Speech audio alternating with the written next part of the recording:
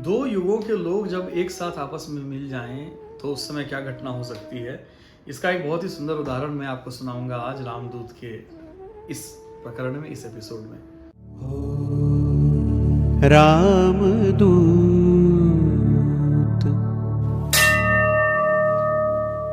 जब द्वापर युग आ चुका था तो उस समय की बात है, हनुमान जी बूढ़े हो चले थे। और बूढ़े तो वो क्या होंगे, वो तो युगों से पार हैं, युगों के परे हैं। लेकिन फिर भी वो उस समय वृद्धावस्था में कहीं पर एक जगह बैठे हुए थे। तो जहां वो बैठे हुए थे वहां पर उनकी पूंछ जो है वो सड़क को घेरे हुए थी। पूंछ लंबी थी तो सड़क के इस पार से उस पार निकल रही थी उनकी पूंछ। तो वहां से महाबली भीम जा रहे थे, दुनिया के सबसे शक्तिशाली व्यक्ति, जिनकी गदा भी इतनी शक्तिशाली थी और स्वयं भी इतने शक्तिशाली थे। वो उधर से गुजर रहे थे।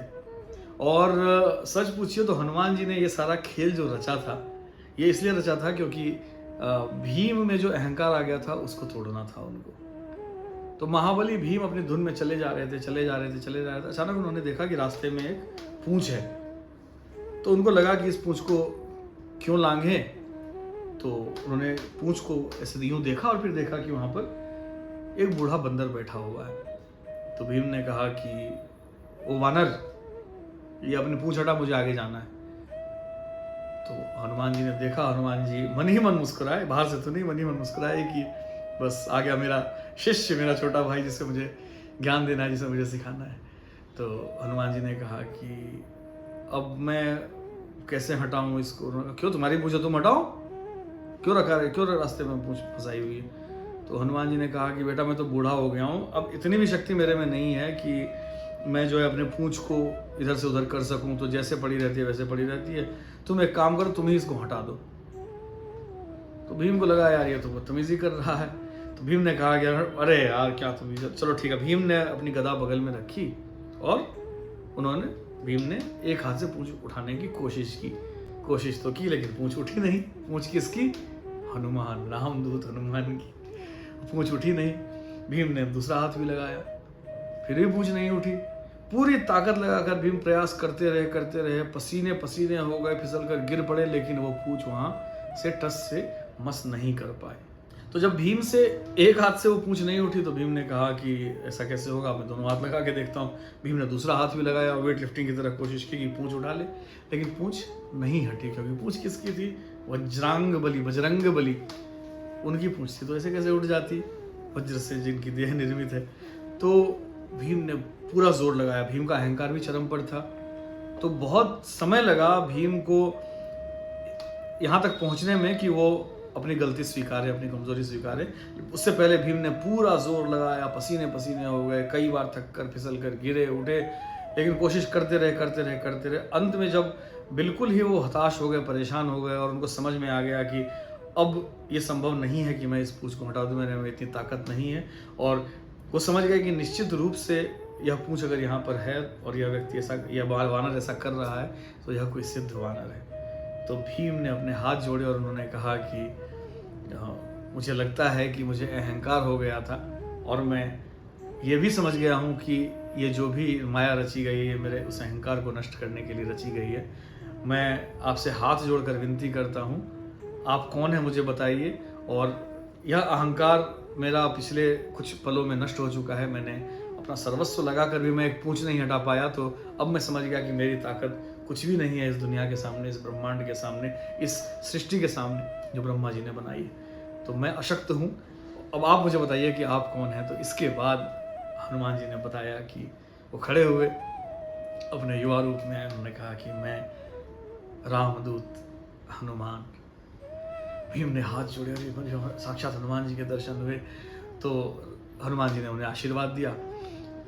लेकिन भीम ने कहा कि अब आपने दर्शन दिए हैं, यह मेरे लिए मेरे जीवन की आज तक की सबसे बड़ी उपलब्धि है, लेकिन आपसे एक आग्रह है। हनुमान जी ने कहा कहो, आप अनुजवत हो, मेरे छोटे भाई हो, कहो।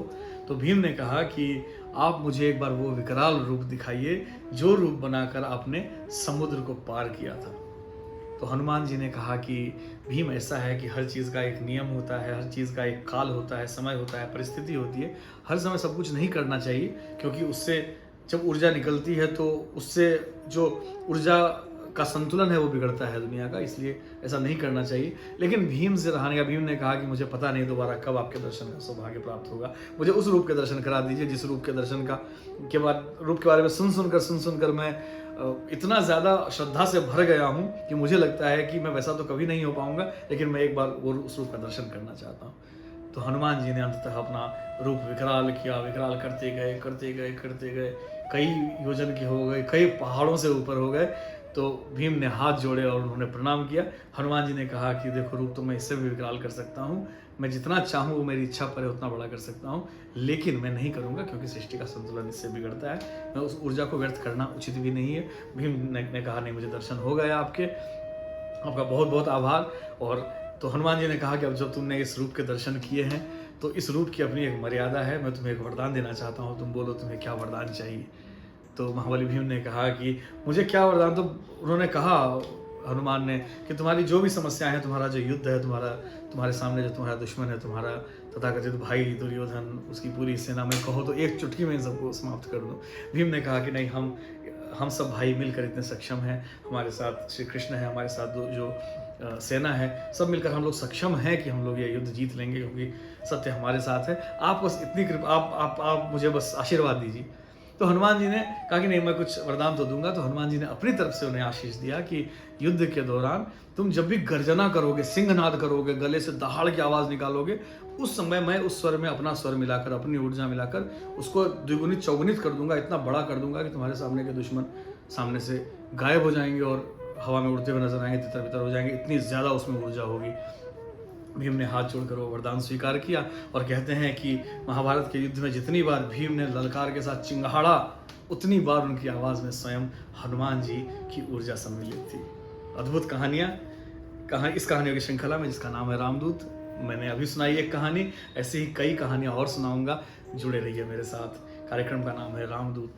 जय श्री राम।